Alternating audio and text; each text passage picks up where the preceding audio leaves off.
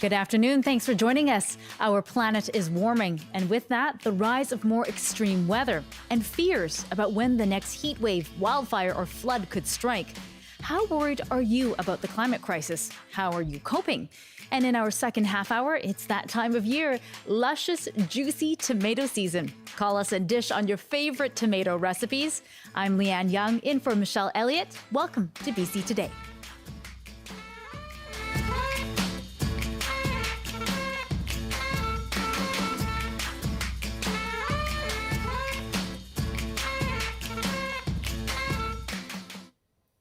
And thanks for joining us on CBC Radio 1, on live streaming, CBC Gem, cbc.ca/BC, and on our CBC Vancouver YouTube page.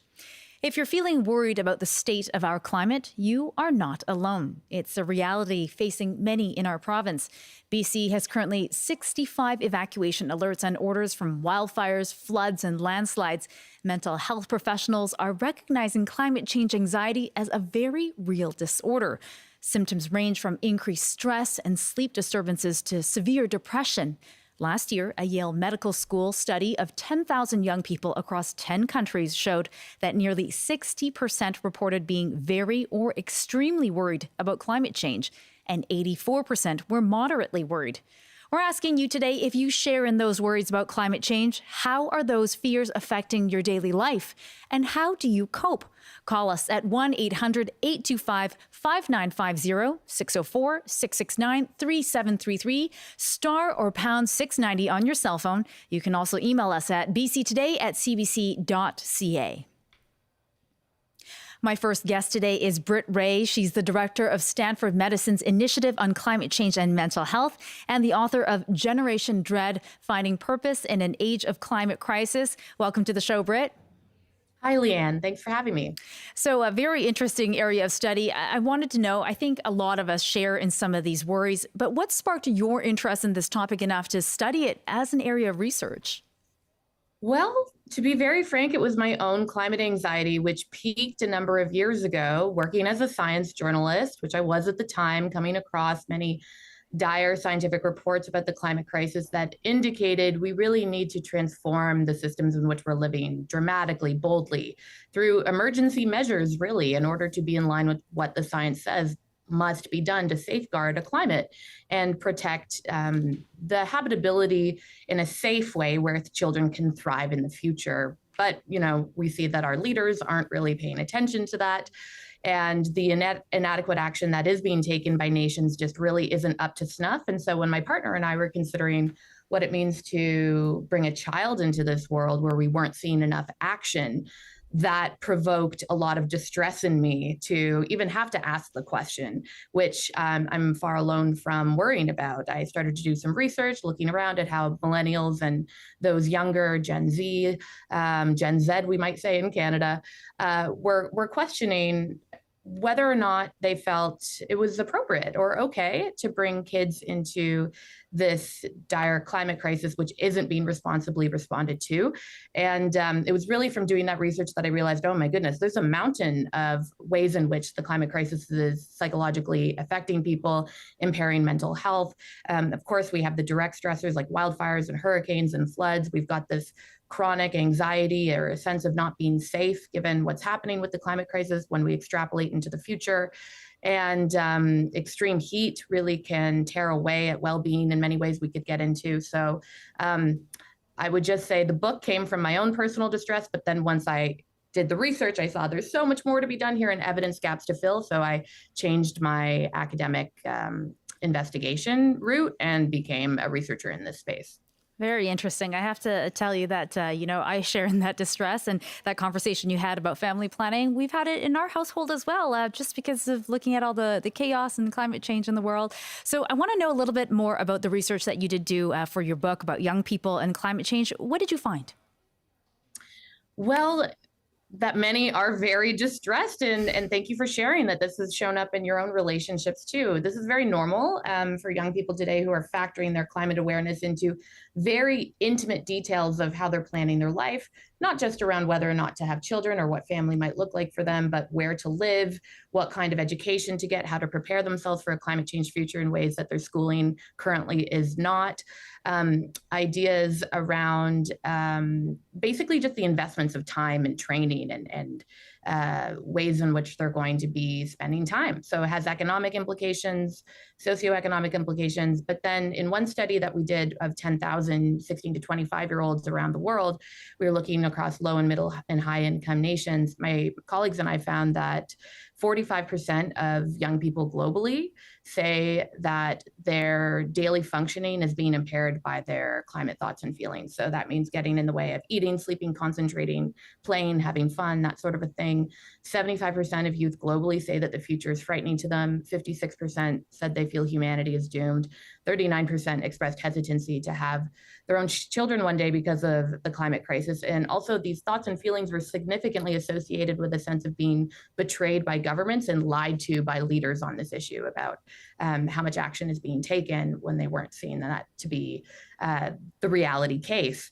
And so what we hypothesize is not just that young people are feeling so glum because the environment isn't doing well, but it's because they understand that those in power who are in a position with the responsibility to do the right thing to protect the safety of the climate in which they need for their own physical and mental health, they're not holding up their end of the deal. So there's this kind of institutional betrayal and moral distress that comes with that.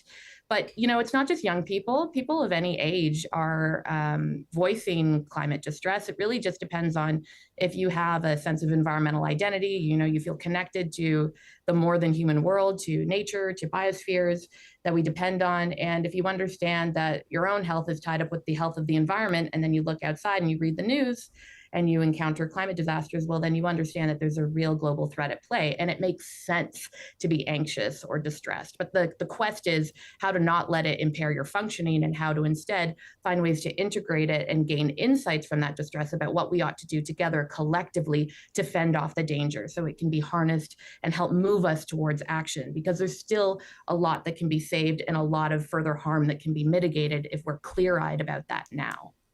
I definitely want to get into that bit about coping and how we come out of this and learn to live with it day to day. So I want to know, though, are you finding that mental health professionals are recognizing this as a disorder?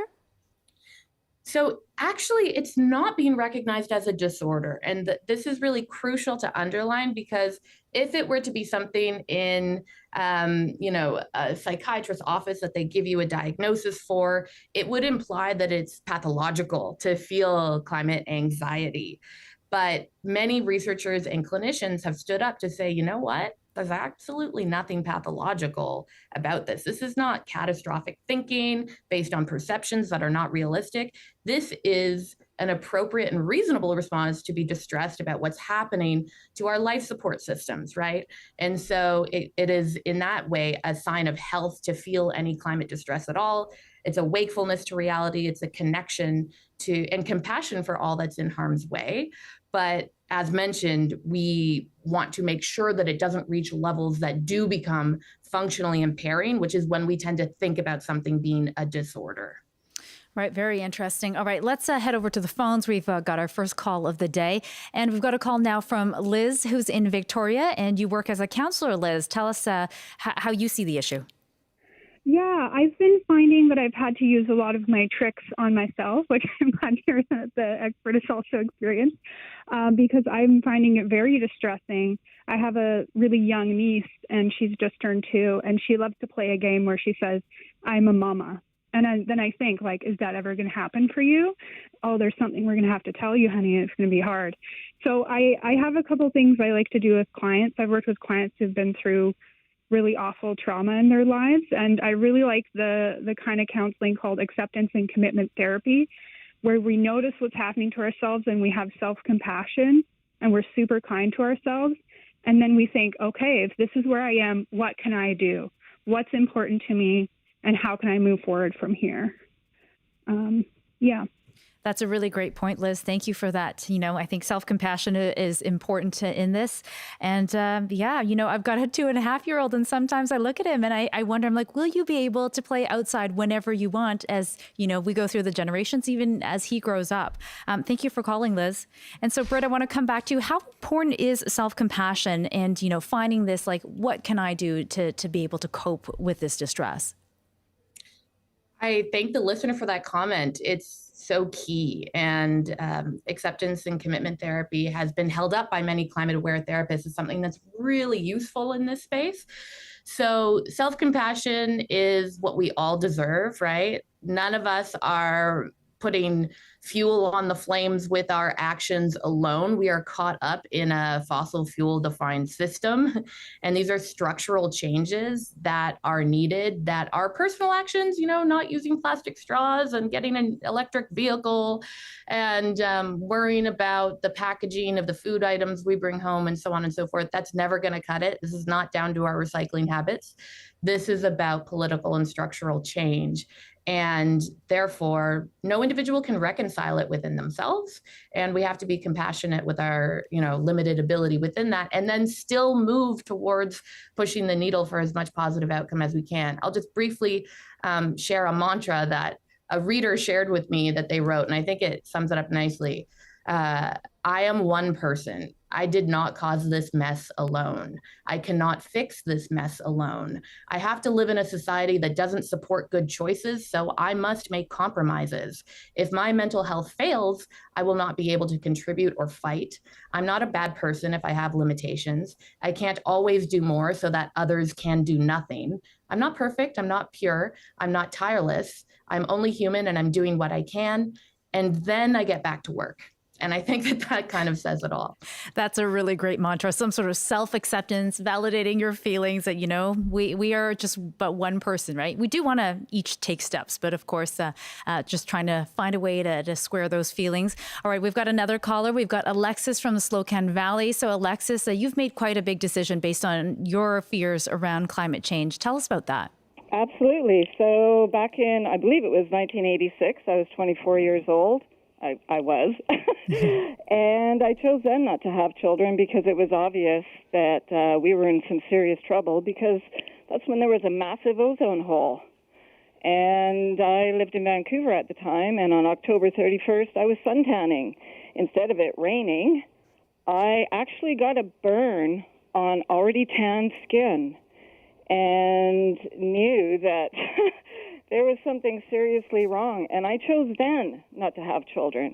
I am Gen X, obviously, and during my elementary school years, climate change was an issue. We didn't call it climate change. We called the pollution impact that humans were having on the world. And at that time, it was discussed about population control because there weren't enough resources to support increasing demands of population worldwide. I worked in the bush for 25 years, and believe me, it's been very obvious that climate change is not now. These fires that are happening, it's because, the ministry has changed their mandate. Their mandate is not to put out fires. Anytime CBC is interviewing the heads of the fire department, they say so. We've been putting out fires for 150 years, and there's a buildup of fuel. A buildup of fuel to that department is called trees. They're not in there burning, dead branches and stuff when they do prescribed burns or controlled ignitions. They're burning live trees.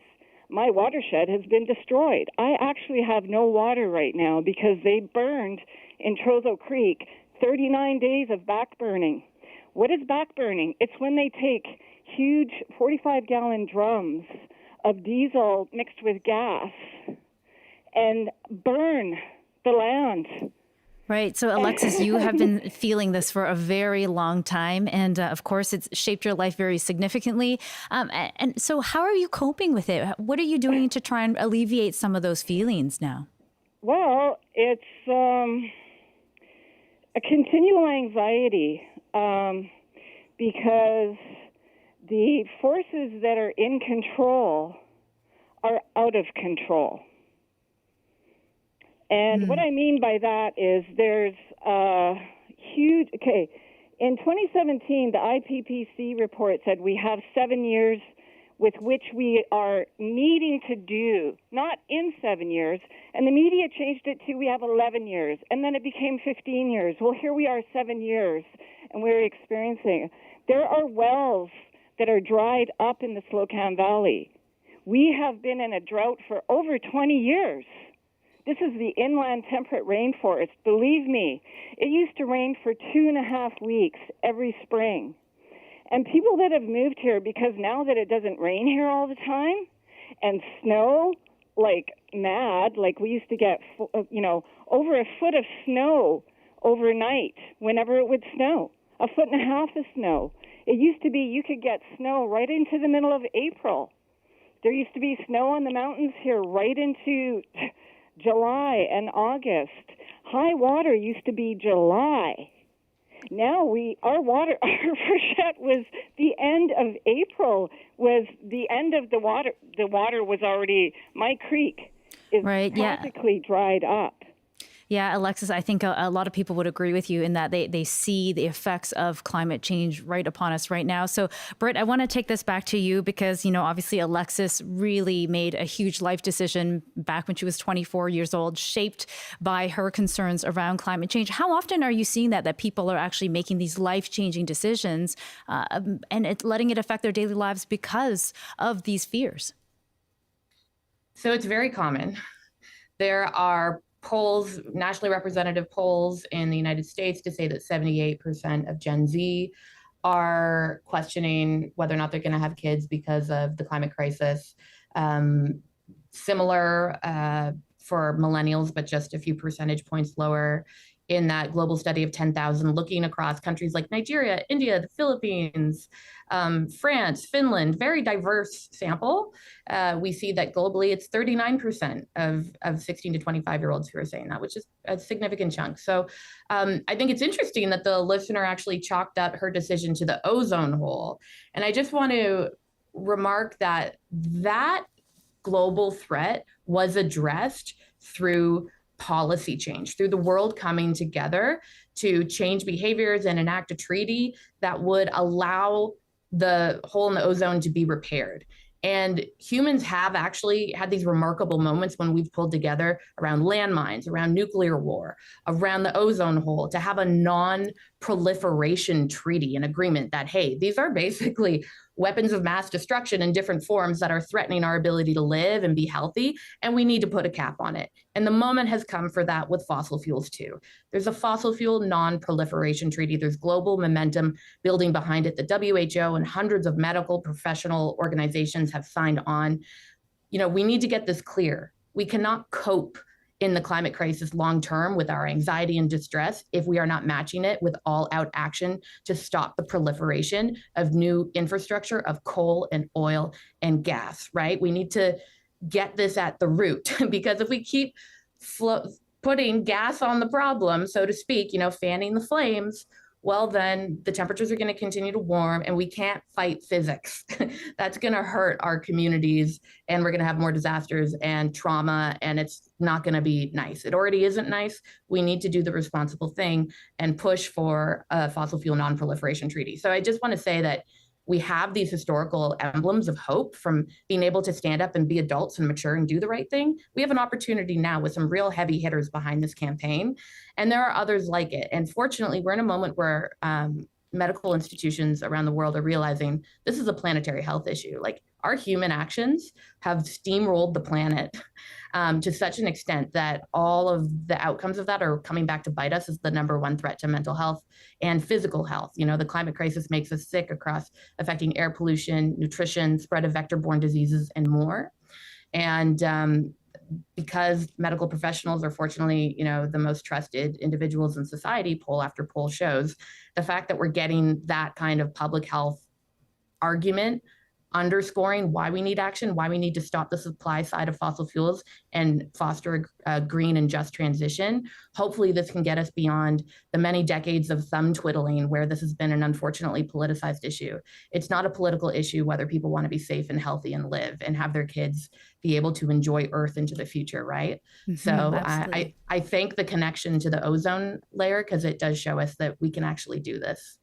And speaking of global action, we have an email from Randy who echoes what you say. So he writes, "The future is what scares me. Very little good news seems to be forthcoming. Maybe our politicians put their re-election agendas on hold, listen to the scientists, and stand up to the energy lobbyists. We need immediate, drastic change."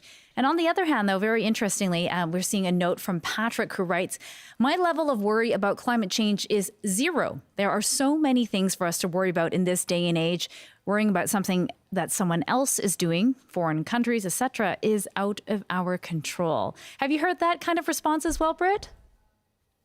I mean, there's a lot of climate dismissal for sure out there, but not as much as there used to be. Denial, I think we think that denial of the problem is a bigger issue than it is when you look at polls of how many people are now actually very concerned or actively alarmed. And so the thing is that the climate crisis is not an over there problem. It's not in someone else's backyard. It's not just about countries in the global south that are developing using fossil fuel infrastructure. It's, not just about China or the US. I mean, we are a petrostate in Canada. Like, it's our problem too. Do you ever find that people just, close their eyes? They're like, I can't even pay attention to it. I'm going to just ignore it, pretend that it's not real. All the time. Yeah, for sure. I mean, that's what's called, there's different forms of soft denial. It's not that you don't believe it's happening, right? It's not like you're a fossil fuel lobbyist or, Donald Trump who says it's a hoax or something. You actually believe that this is serious and you have your one eye open to the truth, the science. You believe that we should have leaders that are making responsible decisions, but then simultaneously we close the other eye to the truth because it's too scary and we can't really tolerate the emotions that come with following a warning that we could soon surpass, climate tipping points that unleash unstoppable change that would be pretty detrimental to things that we care about, to living systems that we care about. So, humans have always lied to ourselves, right, to get by when reality is tough to bear. A dash of wishful thinking has always allowed us to soldier on, but that's not helping us in this situation. We need to be able to push through those defenses and see how much trouble we're in, but use it as a galvanizing force and not be alone in the feelings, not be alone in that, but reach out and connect with others who also care. There are climate cafes, there are climate circles, there's peer support networks like the Good Grief Network that offer a 10-step program modeled off of Alcoholics Anonymous for moving people through climate distress until they get to a place where they understand their foothold for taking meaningful and purposeful actions that fill them up with that fulfill them at this time, given how concerned they are. And I think that that's a really wonderful thing to see emerging in just the last handful of years to respond to people's needs, because people are quite frankly freaking out in many instances. Not everyone, of course, like the person who just wrote in is not, I don't mean to speak for everyone because they're saying they're not concerned, but a great majority are feeling very distressed. And so we can help each other through that, and we can validate the emotions, not write it off as being overly dramatic. And then through that social support, come into ways of garnering ideas about how to build resilience in our communities, emotional resilience building tools for ourselves as individuals. Your earlier caller talked about self-compassion. There's mindfulness. There's different ways of integrating difficult so-called negative emotions, and then being able to learn from their insights and bring us towards action. But again, in community, we see that people suffer the most when they're isolated and they feel like they're the only ones going through this, when, you're in very good company if you're feeling distressed. And, you've touched on it, but very quickly before I let you go, just one more time, the relationship between hope and action when it comes to climate change. Yeah. So action is something that we earn, right? It's something we roll up our sleeves, we come together with others, we strategize, and then we push and we fight. And we come into the moral space of doing the right thing together and protecting what is shared and what is loved in our society in the future, and standing in solidarity with future generations and young people. And hope it cannot be this wishful thinking. I find a lot of people at the end of the interview, they want to know what gives you hope, but they're often looking for something that will allow them to kind of go back to sleep and feel okay, like some kind of promise that some technology is going to come or the right leader will get us all on board. And really, we have to all create this together. But that's what social justice movements have always shown, that in people power, in banding together, in creating intersectional movements of solidarity, that's where the hope is earned. So as long as we understand that it's something to be optimistic about when rooted in action, I think that there's a lot of hope. There's a lot of things that we can do to prevent this from getting a whole lot worse. Well, Britt, thank you for coming on today and sharing your passion, galvanizing us, and giving us a mechanism by which we can all move forward in this climate crisis. So really appreciate you speaking with us today. Britt Ray from Stanford University and the author of Generation Dread. I really appreciate being on the show. Thank you. And coming up, it's a summer delight, one of nature's most delicious fruits, the tomato. We celebrate the season with all your favorite recipes and dishes. How do you like to eat your tomatoes? That's after this news update with Michelle Morton. Good afternoon. Here are the headlines from the CBC Vancouver newsroom. Gusty winds and the ongoing heat wave over southern BC are having a predictable effect on some of the more than 360 wildfires burning around the province. A fire southwest of Karamias in the southern Okanagan has spread to about 100 square kilometers and has forced the evacuation of Cathedral Provincial Park and Cathedral Lakes Lodge. High winds have also prompted evacuation orders and alerts for the communities west of Lillooet, and an alert has also been posted by the Columbia Shuswap Regional District for the Lee Creek area and a provincial park north of Chase as the lower East Adams Lake fire moves southeast. And more heat records were broken again yesterday in BC. Lytton was the hotspot with a temperature of 42.2, breaking a record set back in 1967. Kamloops hit 39.6 degrees, which also broke a record set in 1967. Cache Creek, Merritt, Kelowna, Penticton Trail, and the Malahat area on the island also broke records among other communities. And Capilano University is expanding to a new campus in Squamish with the help of a $48 million investment from the province. The university has purchased the former Quest University campus at a cost of more than $63 million after the private school closed in April. The plan is to serve about 100 students when the campus opens next spring, and it's expected to educate as many as 380 students annually in later years. Now, a look at the local forecast. A heat warning remains in place. Sunny for today. Highs of 29, 32 inland, and 23 near the water. Now back to BC Today with Lien Yeung. Thank you so much for that, Michelle. I hear you're a bit of a tomato fan as well. I don't want to brag, but I have 2 tomato plants on my patio, and I have one that has popped out.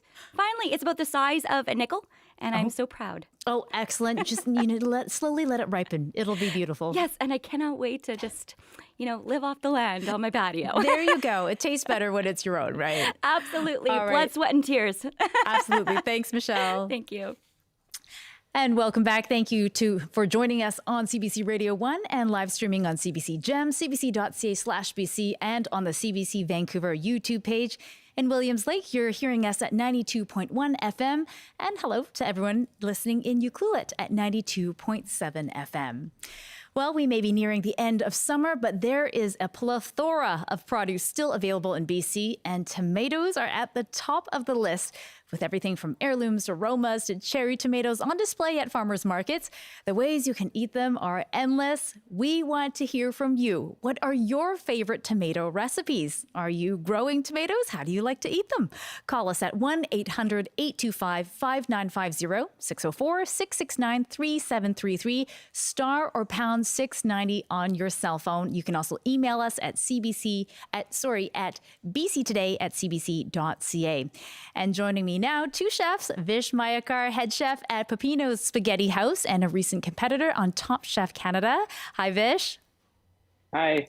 And also Karen Barnaby, a chef and cookbook author. Thank you so much for making time, Karen. Thank you. Good afternoon. All right. To the two of you, you're both so adept at cooking. What does tomato season mean to you? Should we go to you first? Yeah, sure. Vish, let's come to you first. Okay. It's the best time of the year, like tomatoes at this moment right now, this current week and the next week are like at the prime of its season. And this morning I just received, I think, 80 pounds of tomatoes that will be gone in the next 4 days, and I'll get more again on Saturday.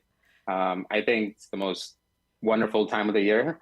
A lot of people will say that during the Christmas time, but I say it right now. It's, tomatoes are at its prime, and I absolutely love working with them. And it's almost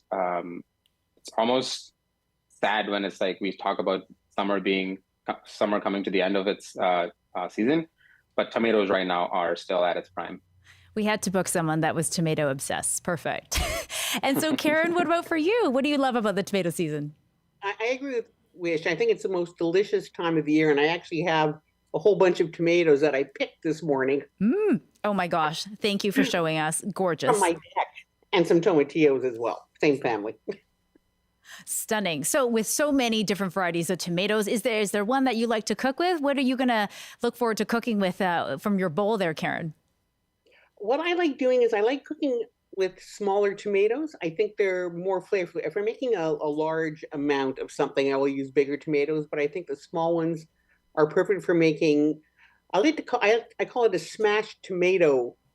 It can be anything. It can be a smashed tomato dressing where you take the tomatoes and you just wash them and then you just smash them with a potato masher. Oh my. Okay. And I love the texture of it. It's great as a dressing. You can put it on pastas. You can just use it as anywhere you'd use a sauce where you want a little bit of that sweetness and that deliciousness of tomato. I think it's on fish, halibut, salmon, basil. Wonderful. That's a great idea. And it's got some of that umami in there, but it's very fresh and bright. And what about for you, Vic? Any tomato types that you love cooking with? I mean, I got like 7 different types of tomatoes today, and heirloom tomatoes are my favorite, and especially these ones known as, the German greens or zebra. And I absolutely love those kind of tomatoes, especially with just, salt, pepper, a little bit of olive oil, a little balsamic. That's it. And maybe some cheese if you're into it. But honestly, for me, tomatoes can be a base of so many different sauces. But right now, with how beautiful and how gorgeous these tomatoes are, I think just having them on a piece of, sourdough, just grilled, nice thick slice of tomatoes and, salt, pepper, olive oil, and call it a day. Call it a day. Absolutely. Gorgeous. Sounds so good. I love that you both went and grabbed tomatoes to show us on screen. Yeah, that's lovely. Yeah. And for the people listening at home, I can see their bright, beautiful, juicy tomatoes that they've got for us. And so, is there a difference between, I'm sure there is, but I'd love to hear from you. What is the difference between an in-season and out-of-season tomatoes? Karen, should come to you first. You have ultimate deliciousness with an in-season tomato and cardboard with an out-of-season one. I don't even bother eating them. There's no point. And what about for you, Vish? Because, you've probably got tomatoes on the menu year-round. You're at an Italian restaurant. What does it look like for you then? I do. And I think right now, again, tomatoes are at its prime. I've said this like 10 times right now. But throughout the year, there are tomatoes that grow on the vine and are not local. And they're fine, but when we have all these gorgeous tomatoes right now, all these farmers are supplying them. I think around the year I have caprese salad that I still use. I use a lot of Romas, I use a lot of cherry tomatoes, and they're great, but they're not heirloom tomatoes from the season right now. And like Karen said, cardboard. I wouldn't say they're like not usable. Like, there you go. And juicy we cardboard with a couple of seeds in there, right? We still work with them and use them and make all these different things with it. But I think if we are able to go out in the market and grab a tomato right now from the farmer's market, absolutely everybody should do that. There's nothing like a tomato that, has been harvested maybe yesterday, this morning. That's the best way to eat a tomato, fresh. Absolutely. I'll never forget the first time I had a homegrown tomato. I didn't grow up with much produce in our backyard in my home, but my father-in-law gave me a tomato that he grew, and it just blew my mind. I'm like, what have I been eating my whole life? It's, as you say, Karen, it was kind of like cardboard, and it changed the experience for me. I became a convert after that. All right, we are asking today, what are your favorite tomato recipes? Are you growing tomatoes? How do you like to eat them? Call us at 1-800-8 825-5950, 604-669-3733, star or pound 690 on your cell phone. And you can always email us as well, bctoday@cbc.ca. So I want to ask the two of you, what are your favorite tomato recipes? So Vish, over to you. What's your favorite tomato recipe? I think for me, just cooking down tomatoes with some garlic, basil, and just letting the tomatoes do its thing and making that as a base for a lot of different recipes. But currently I have a tomato bruschetta on the menu right now that I grill my sourdough, have a hunk of burrata on it, and then some sun-gold tomatoes that are tossed in olive oil, aged balsamic on top of it, some torn basil. I think that's the way to go. Again, talking about being able to eat fresh tomatoes, tomato bruschetta right now is absolutely my top favorite. Oh, I love a sun-gold tomato pasta. Just a little bit garlic, olive oil, like you said, delicious. And for you, Karen, your favorite recipe right now with tomatoes? I think just a simple tomato salad, and because I have 3 different colors, I like to do a stoplight salad, so I have red, yellow, and green tomatoes. Or the next best thing is like just a toasted tomato sandwich with lots of mayonnaise, and when you bite into it, the mayonnaise gets all drippy and pink, and it just drips all over the face. Coming over. One of the best ways to enjoy.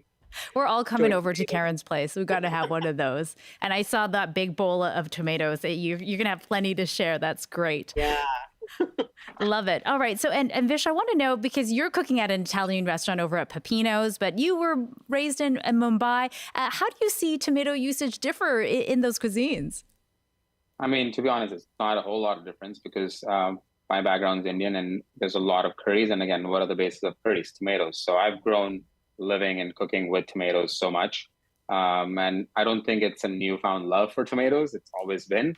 And making a whole bunch of curries back home and cooking Indian food has always been so close to me. And working with tomatoes has always been so natural to me. And then coming over to Canada and moving to the West Coast and then just being able to work with these gorgeous tomato produces like this. I mean, it's just organic to me that I'm, obsessed with them and I'm attracted towards working with them as much as possible. Right. And I hear that there is one person that all of the chefs always clamor to try and get tomatoes from, somebody named Milan from Stony Paradise. What is it about his tomatoes that everyone is obsessed about? I literally just saw him like 45 minutes ago when he dropped off all these tomatoes. And I think he just does it right. He's been doing it for 35 years now. And at that point, if you're still wanting to do tomatoes the way you're doing them, you probably know what you're doing with your tomatoes. And I just think the amount of care and love that goes in growing his tomatoes. And I was at his farm a month ago. In Kelowna, wanted to in Kelowna. Yeah. I just wanted to go see what exactly he's doing with these tomatoes. Because I always ask him, what are you feeding your tomatoes that they're either one this big and so delicious, and I think it's just labor of love. He was when I went to the market or to his farm, he was in the field picking tomatoes, taking care of them, and I think it's just how obsessed he is with his farm and his tomatoes, and for doing it this long, I think there's no secret. It's just labor of love and the obsession that he wants his tomatoes to be the best. Yes, I did see that he's got a tomato manifesto. It's very fun. Okay. All right. Karen, I also want to ask you another question. Tomatoes are technically considered a fruit. Have you ever tried to cook them like a fruit? I've candied them, but I think that, and they can be okay that way, but I love that tomatoey flavor and that kind of disappears. It becomes different. Or another thing you can do and not use them quite as a fruit, but you can cook them very slowly on low heat in the oven. So they're almost dehydrated and they become very sweet and fruit-like, almost like a raisin. Ooh, that's interesting. I've never heard or even tried that before. So that's something I got to try. All right, let's turn to the phones now. So Michael in Kelowna is calling and you have got a great recipe, I hear. Hi, Michael. Hello. So tell us about your recipe. Okay. Well, what I like to do is I like Roma tomatoes, but any tomatoes will do. I like to dice them up, and then I put them into like a microsave place bowl, and I add basil oil. I chop up some Kalamata olives to go in there as well. Then I dice up into small pieces some ginger, and then so with the basil oil and the ginger and the olives with the tomatoes, and then I make my own lemon hot sauce. So I add some of that lemon hot sauce to it, and then I'll put some Parmesan cheese on top, and I bake in the oven for about 20 minutes. And it's really, really delicious. It goes with any dish at all, especially fish. Ooh, that sounds delicious. Yeah. That's really great. So a little bit of the umami from the tomatoes, some freshness from that basil oil, some brininess from the olives, and then some kick in there too. Hey, some ginger, lemon hot sauce. Yeah, the lemon hot sauce is made. I make my own. So what I do is I'll boil the lemons, then I'll blend them all up, skin and all, take the seeds out, of course, and then so it's quite thick. So I'll add lemon juice and water to it as I cook it on the pot, and then I grow Carolina Reaper peppers, which I liquefy. And then I just, as I'm cooking on the stove, I put a little bit of hot sauce in just to taste. Basically, in, say, a 500 ml jar of my hot sauce, there's about 1.5 milliliters of liquefied Carolina Reapers. After that, it's too hot. Oh, my. You're quite the gourmand. And quite the palate there as well. Thank you for that. Michael, are you growing your own tomatoes too? Not at the moment. No, I'm working full time, and I'm actually working on the golf course where I am right now. Very nice. Okay. Well, thank you for sharing that recipe. That sounded pretty delicious. It is. It's a very simple thing to make, and I eat it quite often. Oh, okay. All right. We're going to have to try and give it a try one day. This is great. Thanks for calling. And so, Karen, you talked about, cooking tomatoes with fish. Is it something that you do often with seafood? In the summer, yes, because I do think it's a natural pairing with halibut. Mm. I think, and even like good cod too. I mean, almost any fish, salmon.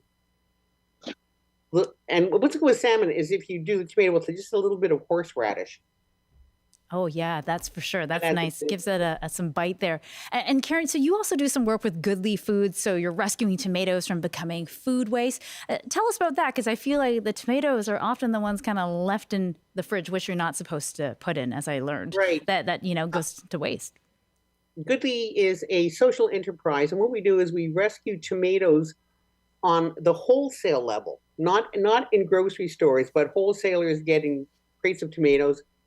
Most of them either will sort them by hand, and in fact, most of them do sort them by hand, and they will know if a tomato is going to make it to the end where it will get nice and ripe. And the ones they know are not going to make it, they put aside. So Goodly found out that tomatoes were the most wasted vegetable in the Lower Mainland, and the company started, it's been going for 7 years now, it started on making tomato soup from these tomatoes that we got from wholesalers. Oh, wow. So, I was right in my guess that, tomatoes are often wasted. So that's good that it's not. What's the biggest thing people can do not to contribute to that, do you think? Don't overbuy. Yes, that's a great point. Thing.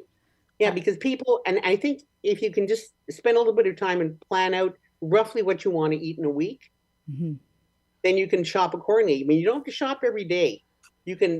Shopping once a week, but have a menu plan so you won't be wasting things. That is a good plan. It's hard, though, I got to tell you, sometimes when you're trying to work and to do the children and all the things, planning ahead is tough, but that's some good advice. So also want to know, Vish, what are some other BC ingredients that pair well with tomatoes? Are you using tomatoes with some of the beautiful fruit that's coming in from the Okanagan? Absolutely. Currently, right now, I have a peach and tomato dish on the menu. Last week, I got some gorgeous blueberries and blackberries from the Okanagan. So I did, a vin cotto dish with fior di latte cheese, some heirloom tomatoes, and then the berries in there. It was absolutely gorgeous, and people couldn't get enough of it. And I think just pairing those fresh ingredients with fresh tomatoes, I think can really go wrong with it. And then this weekend, I'm about to get more peaches. So I think I'm going to do another couple of variations of doing fruit with tomatoes. I might also go a dessert route with tomatoes and peaches. So we'll see. That sounds good. You know what? With the produce is great. It makes it so much easier to cook, doesn't it? Hey? Absolutely. Just going back on, wasting tomatoes and putting them in the fridge. A lot of people actually ask me that same question about, hey, like I buy all these fresh tomatoes, but I just can't get to them in time, and then they go to waste. I just suggest just chopping them up and blending them with a little bit of olive oil, and then just cooking them down a little bit, and then putting them in a deli container or in a jar, and then that will sit in your fridge for an extra week instead of just a fresh tomato. So if you know this tomato is coming close to its life and you can't get to it, trying to eat them fresh, just cook them down with a little bit of olive oil, maybe some garlic, and then put it in your fridge. And that gives you an extra week to do something with them, right? That's a great suggestion. When you've overbought, right? When you didn't have the time to plan and you've overbought a bit. That's a great suggestion. Thanks for that. And I'm going to head to the phones again. Daniel in Victoria, you've got a favorite tomato recipe, something simple too. I certainly do. I come from Eastern Europe, but what we do is we have feta on bread with tomato and a little bit of salt on top. And it's absolute magic. I find that in the countryside on a hot day, that generally hits the spot. Do you have a favorite memory of eating that specific dish? Well, certainly. As we would head to the field and we would be plowing the field, etc., just weeding it, essentially. There would always be feta as it holds through the heat with bread or cornbread, and tomatoes always, and that would encompass your meal along with onion and salt. That sounds delicious. It reminds me of the dish that Karen was talking about with a little bit of mayo and the tomato sandwich, and you get your juicy tomato just dripping down your hands. That sounds like the perfect summer treat. Thanks for calling with that, Daniel. Thank you. And Zoe shares a recipe as well. So she's emailed us in. She says, my favorite way to use up smaller tomatoes and all the end of season herbs is to roast them together. Half or quarter tomatoes, remove the juicy bits, put the skin side down on a sheet pan, cheek by jowl, then chop or use a food processor, some onion, garlic, and a variety of all the mixed fresh herbs you have on hand. Then with a small teaspoon, put a teaspoon in the upturned side of the tomato. You can sprinkle over top with some salt and pepper. Bake at 350 degrees till they collapse and start to turn roasty brown. Cool it, then freeze in layers in a Ziploc or Tupperware, ideal for putting in soup, on bruschetta, or on pizzas all winter long.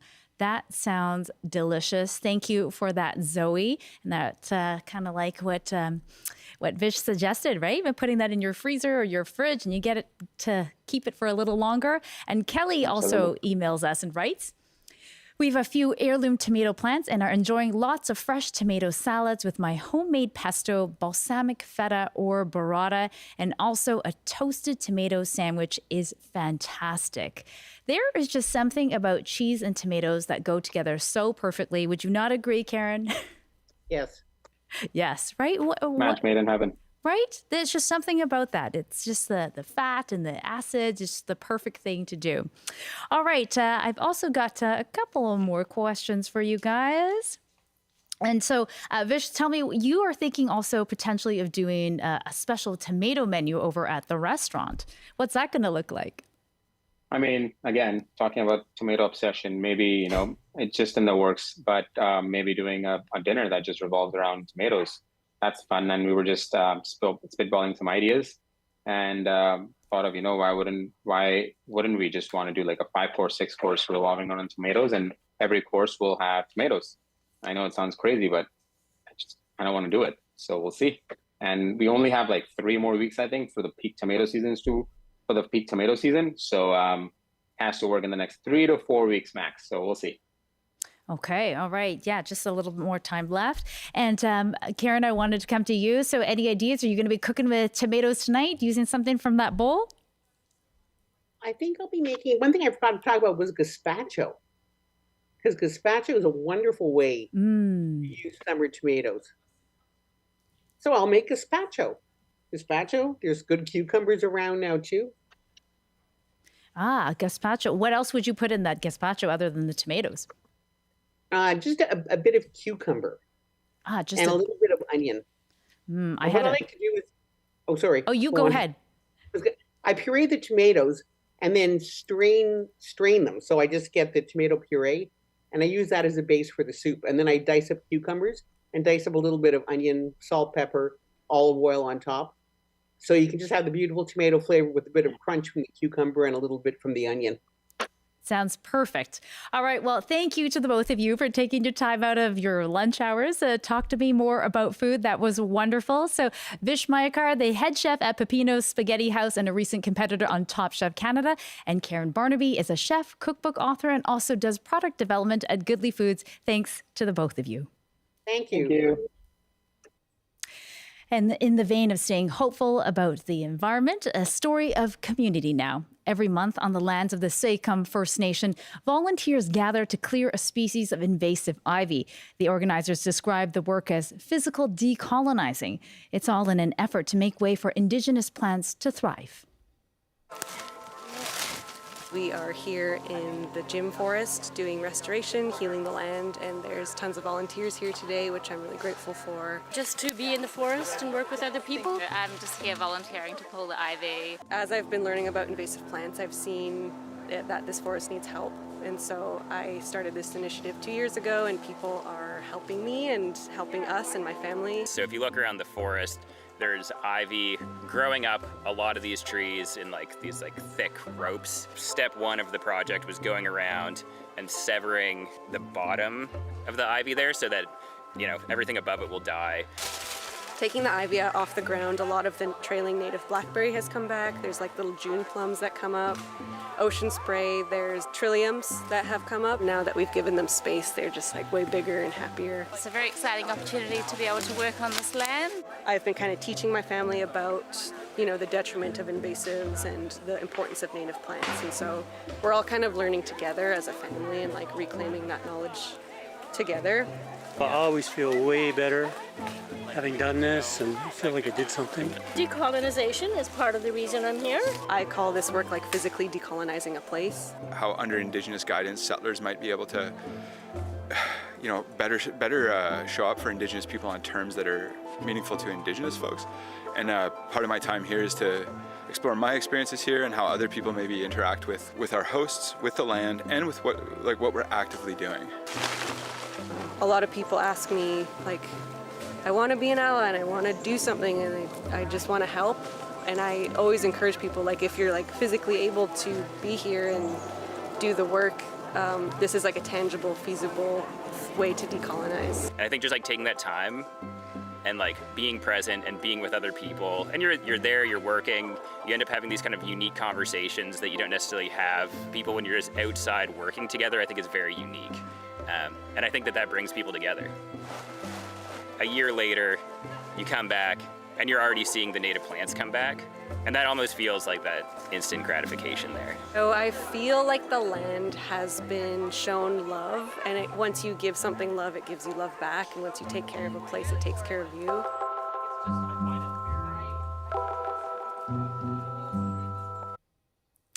And that's it for our show today. My thanks to everyone who called in and joined the discussion. Your anxiety over climate change, sharing your favorite tomato recipes, and a special thanks to my guests, Britt Ray, Karen Barnaby, and Vish Mayakar for joining me. You can always email us at bctoday@cbc.ca if you have any other thoughts.